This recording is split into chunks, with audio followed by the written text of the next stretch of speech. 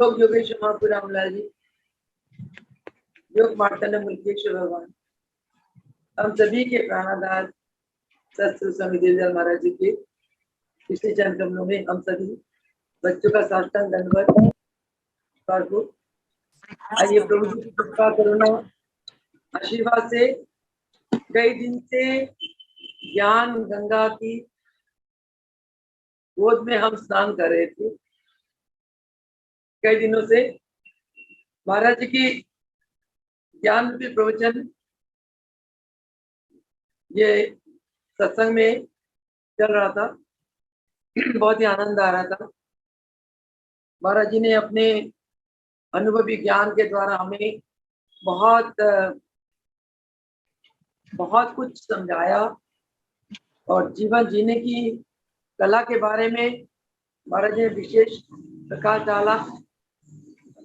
मनुष्य जीवन का जो उद्देश्य है परमात्मा की प्राप्ति, हम कैसे परमात्मा को प्राप्त कर सकते हैं, उसके ऊपर महाराज जी ने बहुत ध्यान दिए।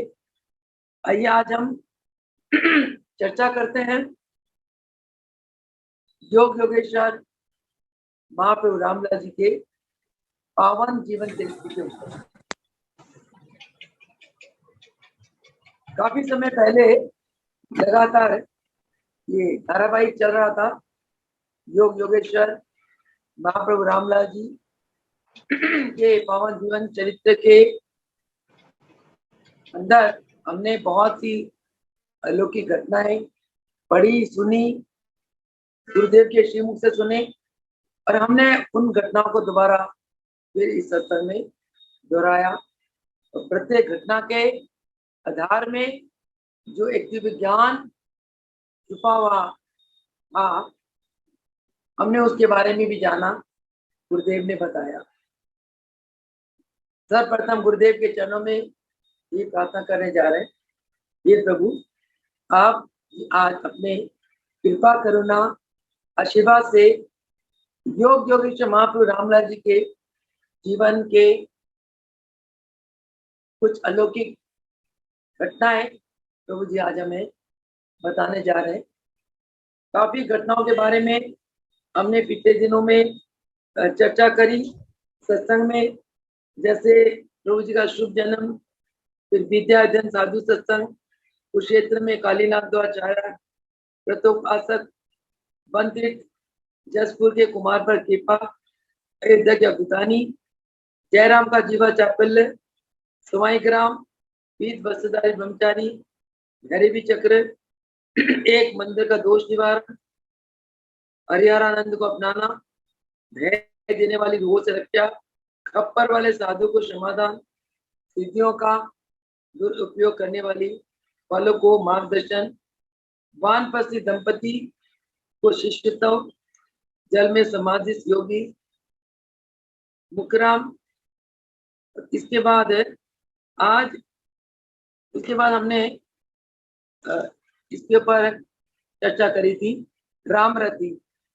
लास्ट में जो हमारा लास्ट का जो सत्संग का जो पाठ था महाप्रभु रामलाल जी के जीवन चरित्र का, वो था वानप्रस्थी दंपति को शिष्यत्व। उसके बाद अगला जो अध्याय था वो था रामरति। किस प्रकार प्रभु जी ने एक उल्टा नारी रामरति के ऊपर दया करके उसे पिता और भ्राता के ऊपर दया करके प्रभु जी ने रामरति को दिव्य शक्तियों से शक्तिपात की, देवी बना दी, यानी कि दैविक शक्ति की स्वामीन बना दिया प्रभु जी ने। इतनी अद्वितीय दिव्य शक्ति के प्रभु जी मालिक है कि पापी आत्मा को पुण्यात्मा बना देना ईश्वरीय शक्ति के बिना ये कोई कर नहीं सकता। यहाँ तक हमने प्रभु जी के जीवन चरित्र के बारे में जाना। आज का जो अध्याय है वो है आत्म समर्पित रामा।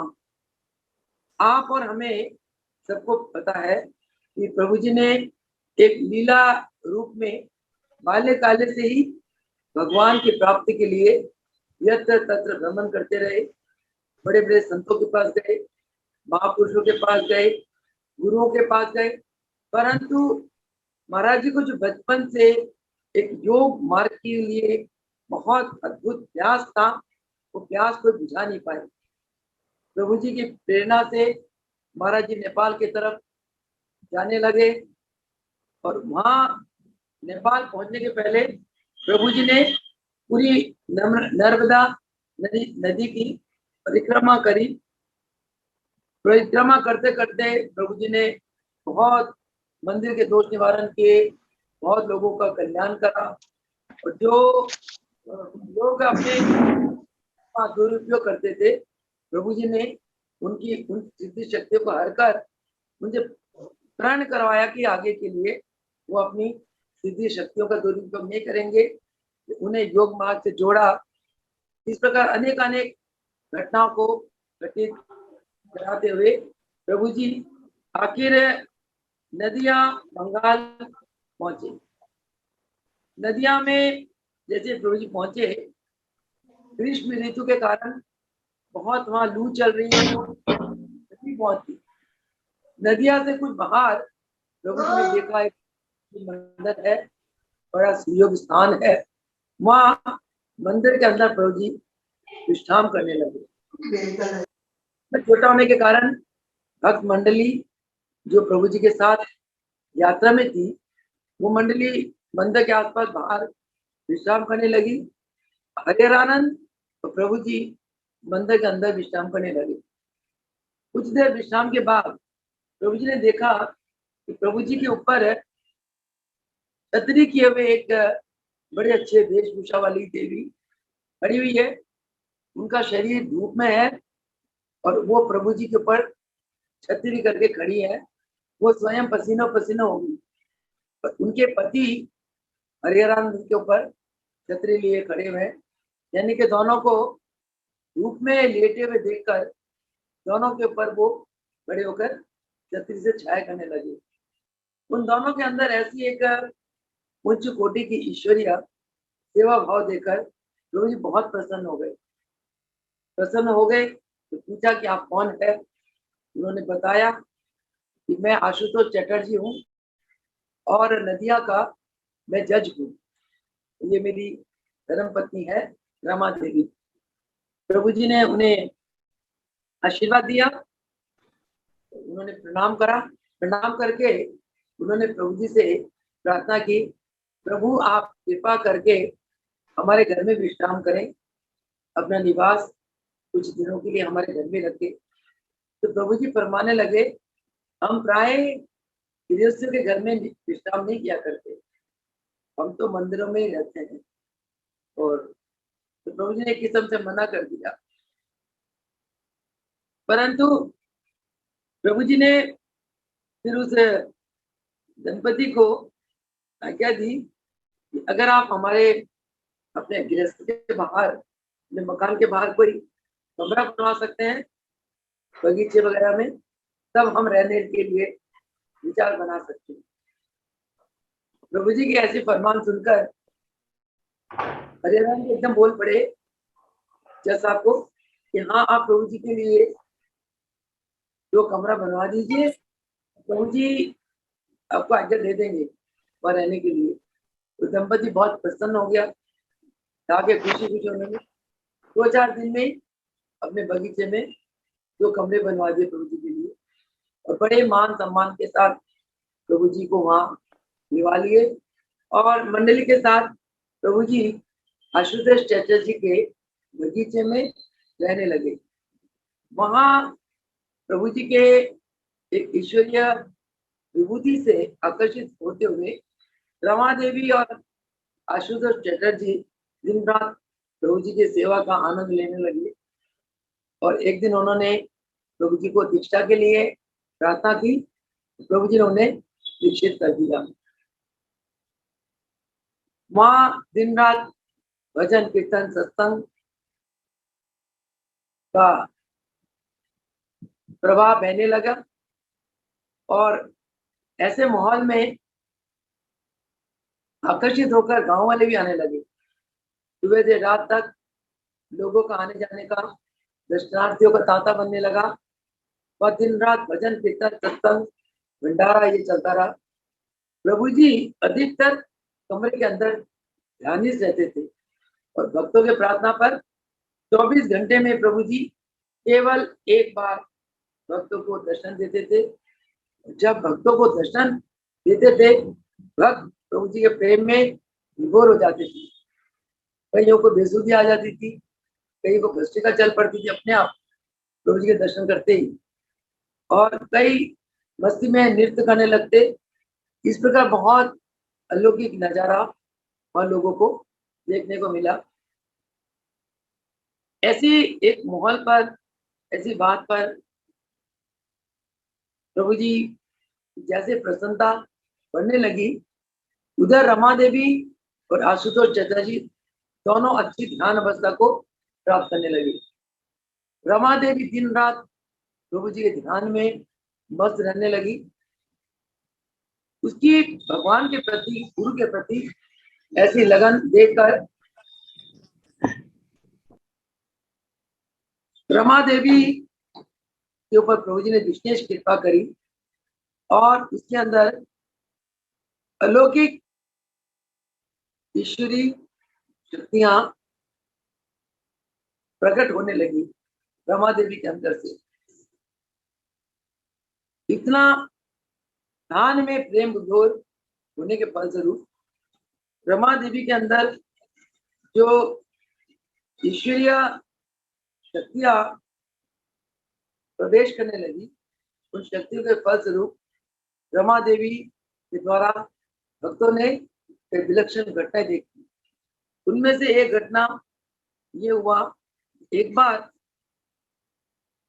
रमा देवी के पुत्र, कोई और चीज,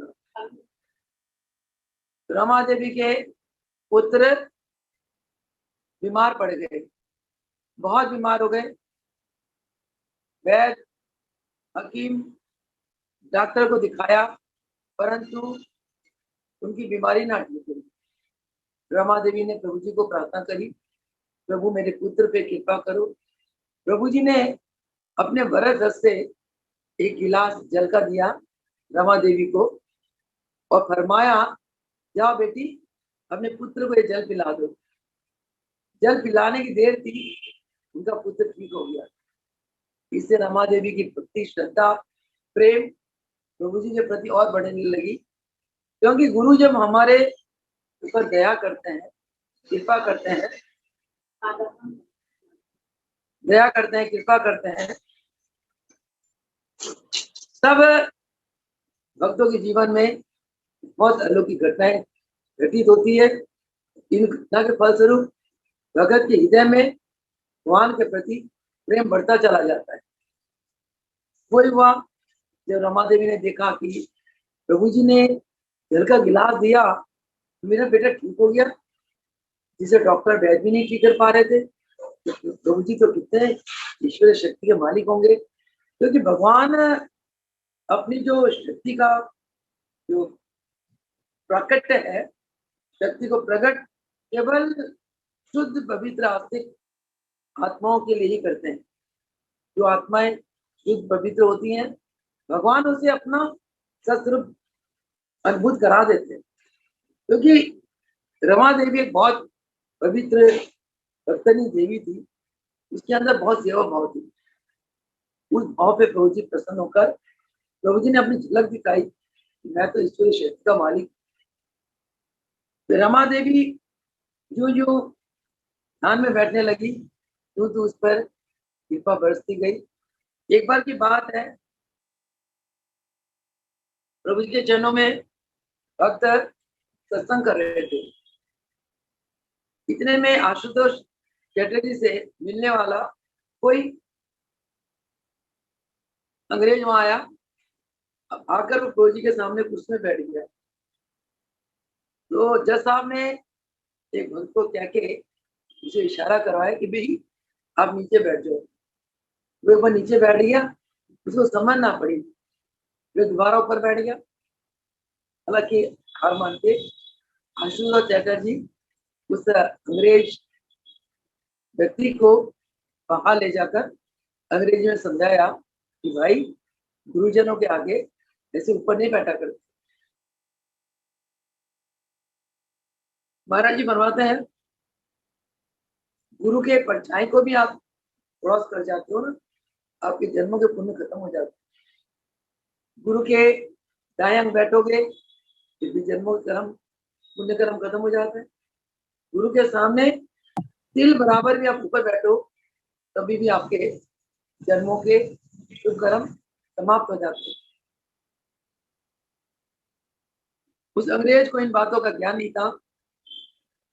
जब जज साहब ने उसे समझाया अंग्रेजी में, उसको समझ पड़ी, फिर उसने प्रभु जी से माफी मांगी कि प्रभु मुझे गुरु मर्यादा का ज्ञान नहीं था। प्रभु जी ने उसे अनभिज्ञता के ऊपर दया करी, इस आशीर्वाद देकर भेज दिया। इस घटना से दो बातें झलकती है। एक तो ये है कि हमारे गुरुदेव महाप्रभु रामलाल जी ईश्वरीय शक्ति के मालिक हैं। दूसरा, गुरु चरणों में जब शिष्य जाते हैं उन्हें मर्यादाओं का पालन करना चाहिए। जो शक्तिशाली होते हैं, शक्ति को नमन होता है, उसके आगे नम्रता, दीनता, भाषा में भक्त को होना चाहिए। क्योंकि गुरु शक्ति के आगे अहंकार का कोई काम नहीं।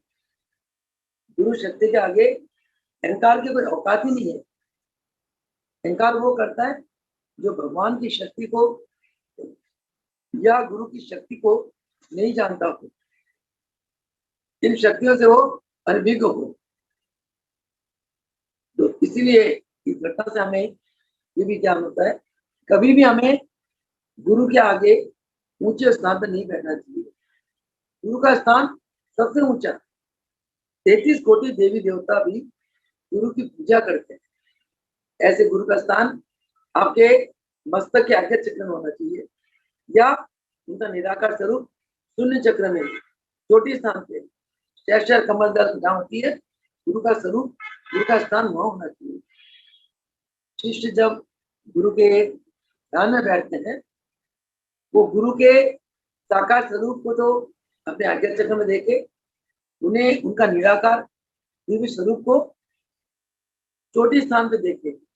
जहाँ दर्शन द्वार है, दर्शन द्वार में गुरु को उनका स्थान है। शिष्य अपनी वृत्तियों को वहां तक ले जाए, तभी गुरु पर, शिष्य पर कृपा बरसती है। महाराज जी फरमाते हैं कि जो शिष्य गुरु को जितना ईश्वरी भाव से पूजता है, उस शिष्य पर भगवान की उतनी कृपा बरसती है। कहते गुरु गीता में भी भगवान शंकर ने माँ पार्वती को फरमाया कि वो गुरु, वो शिष्य अंध है, अंध है जो गुरु को न जानता है। तो जो गुरु को ईश्वर रूप जानता है, उस शिष्य के ऊपर गुरु की अथाह कृपा बरसती है। क्योंकि आप किसी को जिस भाव से पूछते हो, उस भाव का फल आपको वापिस आता है। आप किसी को न रूप में पूछते हो तो न रूप तक ही आपको शक्ति मिलेगी। किसी को ब्रह्म के रूप में पूछते हो, भगवान के रूप में पूछते हो, तो वो वाइब्रेशंस आपको लौटकर आपके अंदर ही आती है। यानी कि आपके हृदय से जो उद्गार निकलते हैं, वो उद्गार लौट के आपके अंदर ही आते हैं। तभी महाराज जी फरमाते थे किसी की निंदा मत करो, किसी की निंदा करोगे तो नेगेटिव वाइब्रेशंस आपके अंदर आएंगे। किसी की चुगली करोगे, किसी की निंदा सुनोगे, आपके अंदर सारी नेगेटिविटी आ जाएगी। और ये नेगेटिविटी ही बीमारी का कारण है। अटैचमेंट बीमारी का कारण है, दुखों का कारण है। लोभ दुखों का कारण है, मोह दुखों का कारण है। केवल अनासक्ति और वैराग्य, इसके द्वारा हम सुख और आनंद, फिर सुख और फिर से आनंद को पा सकते। आइए अब इस घटना को आगे और चले। तो प्रभु जी ने उस अंग्रेजी व्यक्ति को आशीर्वाद देके भेज दिया। तो जैसे रमा इतनी ध्यान में बैठती थी, तो ध्यान में बैठते बैठते उसकी ध्यान की अवस्था भाई हरिहरानंद के बराबर होगी। पिछले सत्संग में हमने जाना था हरिहरानंद एक ब्राह्मण बालक था, तो किस प्रकार प्रभु जी ने उसके एक आत्म समर्पण भाव पर प्रभु जी ने कहा कि तुम कौन हो। हरिहरानंद ने क्या कहा कि मैं ब्राह्मण हूँ। तो प्रभु जी ने कहा ब्राह्मण तो दानवीर होते हैं और ओजस्वी तेजस्वी भी होते हैं। कहते हाँ महाराज, मैं बहुत बलशाली हूँ। सामने एक ऊंट जा रहा था, हरिहरानंद ने ऊंट को नीचे से पकड़े ऊपर उठा दिया। कहते वाह, तुम तो वाकई बहुत वीर हो। तो फिर प्रभु जी ने कहा वीर तो राक्षस भी होते हैं, तो ब्राह्मण तो दानी होते हैं, दयालु होते हैं। कहते हैं प्रभु दान तो सिर तक ही होता है, अब कहे मैं आपको सिर दे दूं। प्रभु जी ने हरिहरानंद की परीक्षा लेने के लिए उसको फरमाने लगे, अच्छा बेटा अपना सिर का भेंट दे दो मेरे को। तो उसने कहा प्रभु मुझे 24 घंटे का समय दीजिए, मैं अपने गांव की धर्म की रक्षा करने के बाद आपके चरणों में हाजिर होता हूँ। वो मतलब बहुत धर्मार्थ था, अधर्मियों को दंड देता था और जो धार्मिक होते थे उनका साथ देता था। तो गांव में 24 घंटे में जिसके साथ जो लेना देना था, जो भी धर्म के काम करने थे और अधर्म का विनाश करना था, सारे काम कुम करके पूरे 24 घंटे के बाद प्रभु जी के चरण में हाजिर हो गया। गुरुदेव ये सिर आपके चरण में हाजिर है। प्रभु जी ने कहा लो तलवार। प्रभु जी तलवार लेके हरिहरान को बोले चलो नदी के किनारे, नर्मदा के किनारे चलते हैं, वहां तुम मुझे अपना शीश को भेटा दो। कहते जो आज्ञा गुरुदेव। ब्राह्मण था, दानवीर था, ओजस्वी था, तेजस्वी था, भगवान की कृपा भी थी उस पर। तो जैसे नदी के किनारे प्रभु जी ने फरमाया कि ठीक है आप शीश देने के लिए तैयार हो जाओ। प्रभु जी ने तलवार निकाली, हरिहरानंद हाथ जोड़कर खड़ा हो गया, अपने प्रभु का ध्यान करने लगा। उसकी ऐसा समर्पण देखकर रामलाल प्रभु जी इतने गदगद हुए, तलवार के तो 4 चक्कर से घुमा के और नर्मदा के अंदर फेंक दिया और हरिहरानंद को आलिंगन कर लिया, प्रेम आलिंगन किया। प्रेम आलिंगन करते ही हरिहरानंद को समाधि लगती। उसके बाद प्रभु जी ने हरिहरानंद को उसकी भक्ति, तेज, बल और एक मन की विशालता को देखते हुए, सब सेवा में सबसे आगे समर्पण भाव देखते हुए सभी शिष्य मंडली का हरिहरानंद को प्रधान बना दिया। ये शिष्य मंडली में सबसे उच्च स्थान वाला ये शिष्य है, भगत है।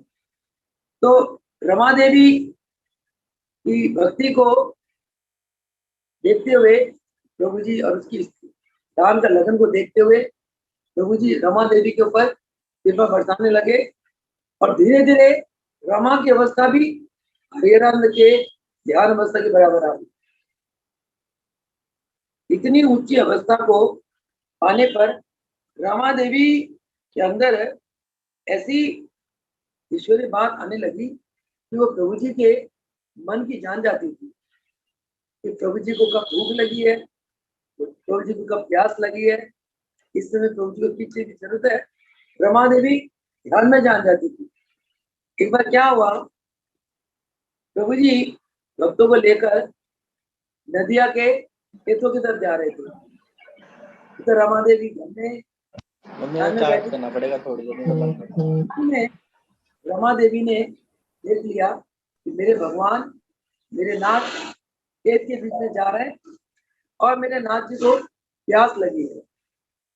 जैसे रमा देवी को ये फील हुआ कि मेरे प्रभु जी को प्यास लगी है, फौरन रमा देवी ने अपने बेटे को, जो जज था नदिया का, बेटे को बुलाया और बुलाकर आज्ञा दी, जाओ पुत्र मेरे प्रभु को प्यास लगी है और तुम ये पानी का गिलास लेके जाओ और मेरे प्रभु को पिला के आओ पानी। उनका बेटा उसी टाइम मोटरसाइकिल उठाई और पानी लेकर चल पड़ा। प्रभु जी खेत के बीच में चल रहे थे, बेटे ने मोटरसाइकिल सड़क पे खड़ी करी और खेत के बीच से जाने लगा। जब प्रभु जी ने मोटरसाइकिल आवाज सुनी तो प्रभु जी मंडली से रुक गए।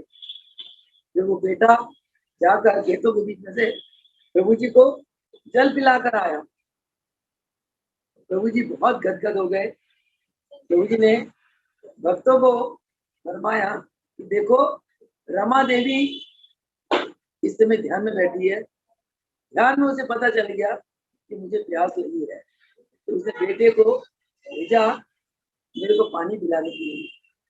इतनी उच्च अवस्था रमा देवी की, उच्च अवस्था के मार्केट वो बन गई है। प्रभु जी ने जैसे रमा देवी के ध्यान की अवस्था के बारे में भक्तों को बताई, तो भगत बड़े अपने आप में उनको बहुत लज्जा से आने लगी कि देखो, हम भी शिष्य है, रमा देवी भी शिष्य है, इसकी कितनी ऊंची ध्यान अवस्था। कहने का भाव ये है, इस घटना से हमें क्या पता चलता है कि गुरुदेव हर एक शिष्य को बराबर देते हैं। गुरुदेव किसी शिष्य को कम ज्यादा ये नहीं करते। भेदभाव तो मतलब ही नहीं है। बच्चा, बूढ़ा, नौजवान, रोज आने वाला, कभी कभी आने वाला, 6 महीने में आने वाला, साल में आने वाला, गुरुदेव सबको बराबर प्यार देते। परंतु हमारी प्राप्ति बराबर क्यों नहीं होती? क्योंकि हमारे कभी कभी अभ्यास में कमी आ जाती है, हमारे गुरु के प्रति प्रेम में कमी आ जाती है, लगन में कमी आ जाती है, और कई बार हमारे अंदर आस्था या विश्वास में कोई ना कोई कमी रह जाती है। जितना हमें गुरु के प्रति आस्था, विश्वास, प्रेम और रखना चाहिए, उतना कई बार नहीं हो पाता। ये हमारा कसूर नहीं है, हमारे जन्मों के संस्कारों का कसूर है। संस्कार कई बार ऐसे बुरे संस्कार आ जाते हैं तो गुरु से हमें दूर कर देते हैं। कई बार बहुत अच्छे संस्कार आ जाते हैं, गुरु के प्रति हमारे अंदर तड़पन पैदा कर देते हैं। ये हमारे अपने संस्कारों का खेल है, और हमारी अपनी श्रद्धा का खेल है, हमारी लगन के खेल है, हमारा विश्वास का खेल है। तो जो शिष्य जितना लगन, जितना श्रद्धा, आस्था, विश्वास और जितना प्रयास करेगा हल में बैठने की, तो जितना पुरुषार्थ करेगा, उतनी वो गुरु की कृपा को ज्यादा पा लेगा। जैसे सूरज है, सारा संसार में बराबर प्रकाश देता है, बराबर गर्मी देता है। कोई सूरज की गर्मी से स्नान करता है, कोई सूरज की गर्मी में पौधे उगाता है, अनाज उगाता है, कोई सूरज की गर्मी से बड़े बड़े कारखाने चलाता है सूरज की ताप से, तो कोई सूरज की रोशनी में चोरी भी करता है, गलत काम भी करता है। इसमें सूरज का तो कोई कसूर नहीं है। कोई सूरज की गर्मी और प्रकाश से लाभ उठाता है, कोई नुकसान उठाते हैं। इसमें सूरज का कोई कसूर नहीं है। तो इसी प्रकार गुरुदेव सबको बराबर देते हैं। हमारे ऊपर होती है कि हम गुरुदेव से कितना कुछ प्राप्त करेंगे। तो इस प्रकार रमा देवी की गुरु के प्रति इतनी भक्ति को देखकर भगत अपने आप को बड़े कॉम्प्लेक्स फील करने लगे। अपनी भक्ति में न्यूनता देख उन्हें बहुत महसूस होने लगा। तो प्रभु जी फरमाते कि गुरु बनाने के बाद, गुरु से नामदान लेने के बाद, हमें अपने प्राणों में, अपने श्वासों में, अपने यादों में हर पल गुरु के नाम को, गुरु की स्मृति को बनाए रखना चाहिए। लगन तड़प हमारे अंदर होती है। गुरु स्थूल रूप में तो मिलते नहीं है, सबको नहीं मिलते, किसी किसी को मिलते हैं, परंतु सूक्ष्म रूप में गुरु प्रत्यक्ष शिष्य के साथ होते हैं। हमें सिर्फ उनकी उपस्थिति को अपने प्राणों में, अपने आत्मा में अनुभूत करना है। अनुभूत कैसे करोगे? जब आप मन को प्राणों तक ले जाओगे, फिर उस मन को आत्मा तक ले जाओगे। और मन क्या करता है? मन तो हमें आसक्ति में फंसाए रखता है। मन 84 के घेरों में हमें फंसाए रखता है। मन हमें कभी कहीं दौड़ाता, कभी कहीं दौड़ाता। कभी मन का तो काम ही है तो जब हम इस मन को निरोध कर लेते हैं, इस मन को रोक लेते हैं, उस समय मन हमारे आत्मा में स्थित हो जाता है। उस समय हमें आत्मा में एक आनंद की अवस्था की प्राप्ति होती है। इस अवस्था में हमारा मन बिल्कुल शांत हो जाता है। मन की चंचलता, मन की विक्षेपता, मन की उच्छृंखलता और मन के विकार सब खत्म हो जाते हैं, शांत हो जाते हैं। उस अवस्था में हमारी आत्मा एकदम चमक उठती है और हम उस समय आत्म अवस्था में होते हैं। इस अवस्था को राजयोग कहते हैं। इस अवस्था को जब आप पा लेते हो, उसके बाद और ध्यान में प्रयास करो, आप हर पर अपनी दिव्य स्वरूप आत्मा के साथ होंगे। जिस प्रकार पानी, एक बर्तन में पानी है और आप उस पानी को ऐसे उछालते रहो तो आपको वो बर्तन की तली नजर नहीं आती। जिस समय बर्तन का पानी का उछाल बंद हो जाता है, पानी शांत हो जाता है, आपको बर्तन की तली नजर आती है।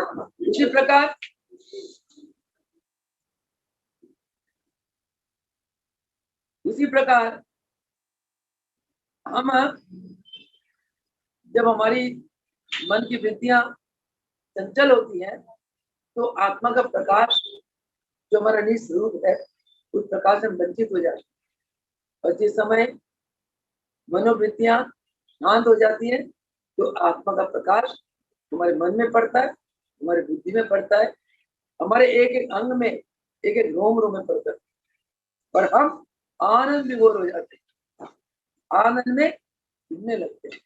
ये अवस्था आत्म आनंद की अवस्था है, ये अवस्था राजयोग की अवस्था है। रमा देवी इस अवस्था की मालकिन नहीं, केवल अपने गुरु के प्रति अथाह भक्ति और समर्पण भाव के कारण। तो इसलिए अब आइए इसके आगे और बढ़ते हैं कि प्रभु जी की कृपा से रमा देवी में ऐसी ईश्वरीय विलक्षण आ गई थी कि वो ब्रह्मलोक से पुष्प आकर्षित करके प्रभु जी के चरणों में चढ़ाने के लिए उसके अंदर दक्षता आ गई थी, पावर आ गया था। इसका उदाहरण प्रभु जी के जीवन चरित्र में मिलता है। एक दिन प्रभु जी भक्तों के बीच में सत्संग कर रहे थे, भगत आनंद में विभोर हो रहे थे। इतने में भक्तों ने देखा कि आकाश मार्ग से एक चमकता हुआ सितारा था, वो नीचे उतर रहा है। भगत थोड़े भयभीत हो गए कि जाने आसमान से सितारा टूट के नीचे आ रहा है, सब भस्म कर देगा। भयभीत होने लगे। घट के अंतर्यामी, घट के जाननहार प्रभु जी ने भक्तों के मन को जानकर उन्हें सांत्वना दी, धीरज दिया कि भक्तों डरो मत, ये कोई आसमान से टूटा हुआ सितारा नहीं है, ये रमा देवी ने ध्यान में हमारे लिए दिव्य लोक से पुष्प भेजा है। उसको इतना प्रेम हो गया हमारे सत्स्वरूप से, यानी कि प्रभु जी का सत्स्वरूप है पूर्ण ईश्वरीय है। तो जब हम ध्यान में बैठते हैं, अपनी चेतना को स्थूल शरीर से हटाकर सूक्ष्म स्वरूप में ले जाते हैं, तब हमें ध्यान में हमारी सूक्ष्म दिव्य आत्मा के दर्शन होते हैं और उस दर्शन को पाकर हमारी दिव्य दृष्टि खुल जाती है। हम 24 घंटे हर जड़ में, हर चेतन में, कण कण में हमें भगवान की नूर के दर्शन होते हैं। ध्यान अवस्था में पुष्प ब्रह्मलोक से, दिव्य लोक से पुष्प भेजा। उस पुष्प जब चरणों में पड़ा तो देखकर गदगद होने लगे। प्रभु जी ने रमा देवी को भरपूर आशीर्वाद दिया।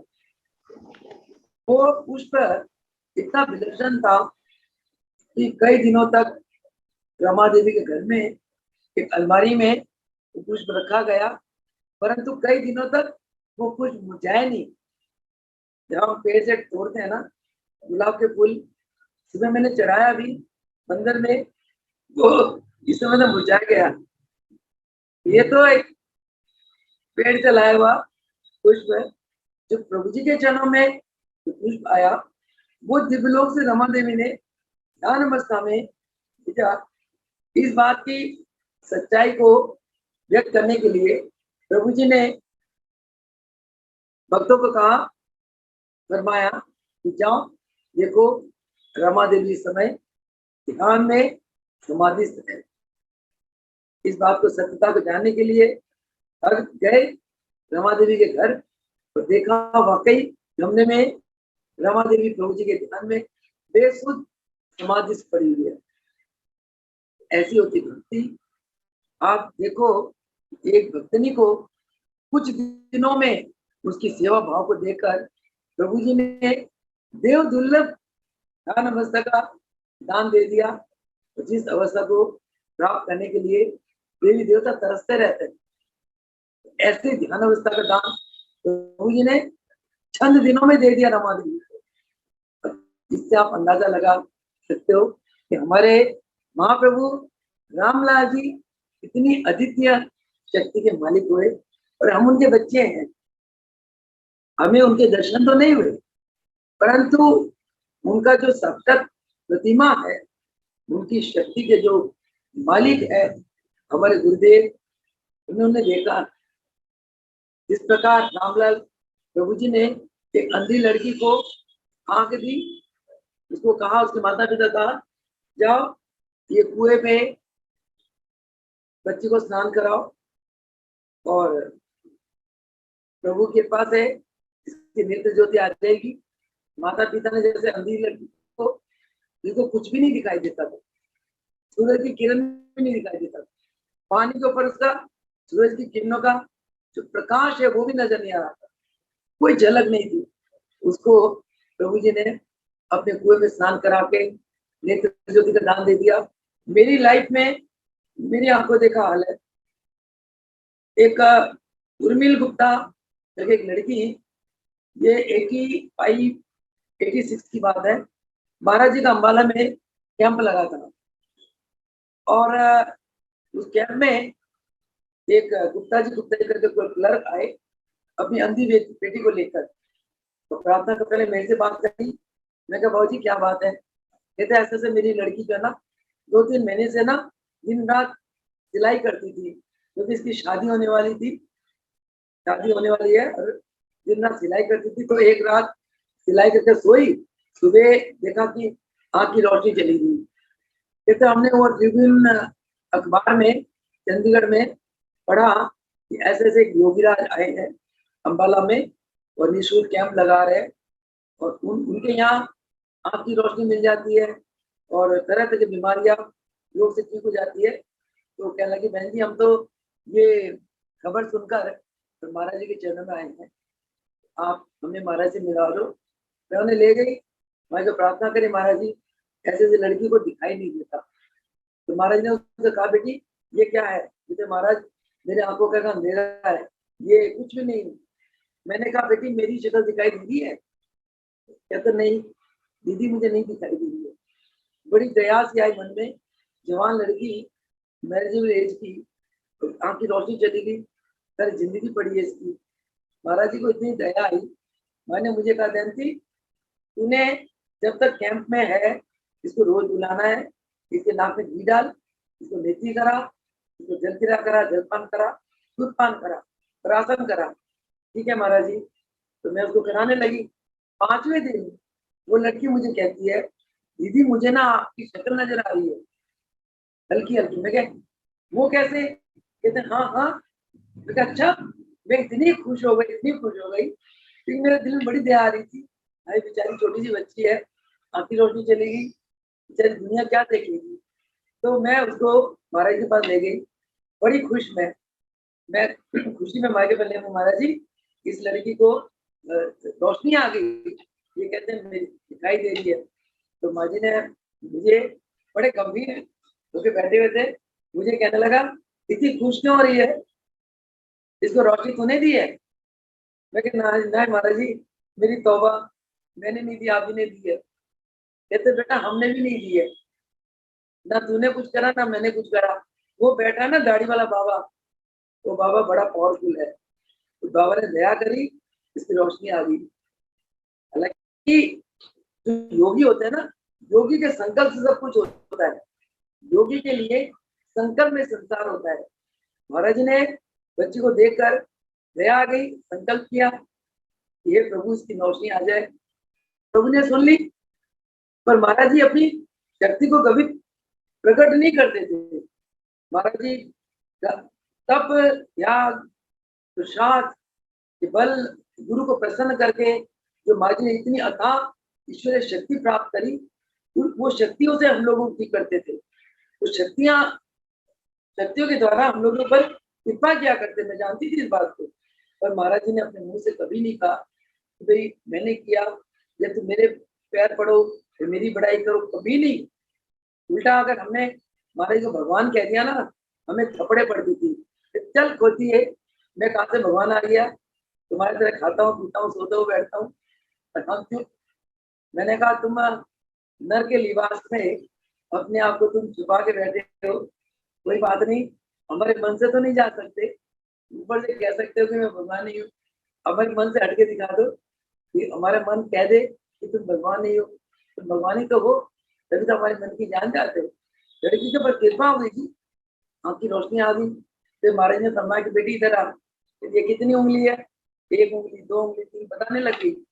अगले दिन फिर आई, अगले दिन इतनी कृपा हुई, महाराज ने उसके आगे 2 कलर रख लिए, एक कोको कोला कलर और एक ब्लैक। आप बताओ कोको कोला ब्लैक कलर में कितना डिफरेंस है। तो लड़की ने बता दी महाराज जी ये कोको कोला रंग है तो ये काला रंग है। उसके बाद उसके 15 दिन के बाद पंचकुला 12 सेक्टर में कैंप लगना था, तो महाराज जी कृपा करके इस बच्ची को भी अपने साथ ले गए सेवा में। तो वहां पर महाराज जी फिर में ड्यूटी लगाई, दी तूने इसको फिर साधना कराना। वो तो हम लोगों को एक निमित्त बनाते हैं, उनकी पावर चलती है, जो वाणी निकालते हैं, वाणी में शक्ति होती है। हमारे तो गूंगे से बुलवा देते थे, लंगड़े चलने लग जाते हैं, तो बहरे आते थे, इतने जन्म से गूंगे बहरे मेरे सामने की बात है।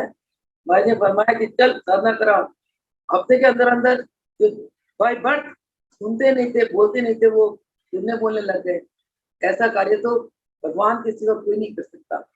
फिर पंचकुला में कैंप लगा, वहां फिर उस लड़की की इतनी रोशनी बढ़ गई, वो लिखने लगी, लिखने पढ़ने लगी। फिर माँ ने आशीर्वाद दिया, फिर चंडीगढ़ चली गई वो कैंप के बाद, और चंडीगढ़ से उसको पत्र आते थे महाराज जी को, अब खुद लिखती थी वो, माँ आशीर्वाद देते थे। उसकी शादी हो गई, उसके 3 बेटे हैं, अभी भी है वो लड़की उर्मी गुप्ता। तो ऐसे करके जो एक प्रभु रामलाल जी के अंदर जो एक पावर थी अंधों का आंख, वो पावर मैंने अपने गुरुदेव के अंदर देखा है। ऐसे अनेक अनेक घटना है। एक महाराज जी की पुस्तक महाराज जी ने लिखवाई,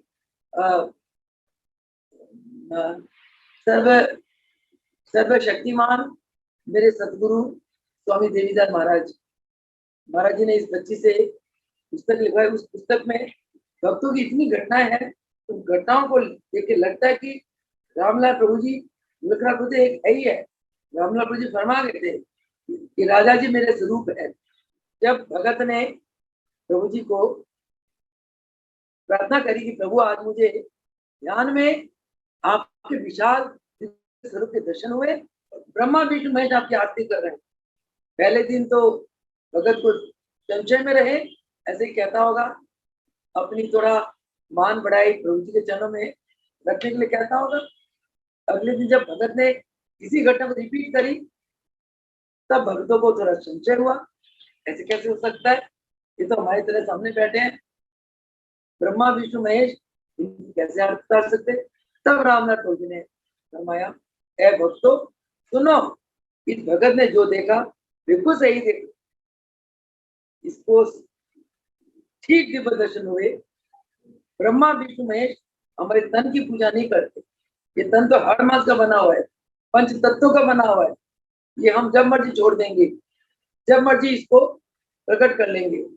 परंतु हमारा जो गुरु तत्व है, जो गुरु शक्ति है, वो अजर है, अमर है, संसार उस शक्ति की पूजा करता है।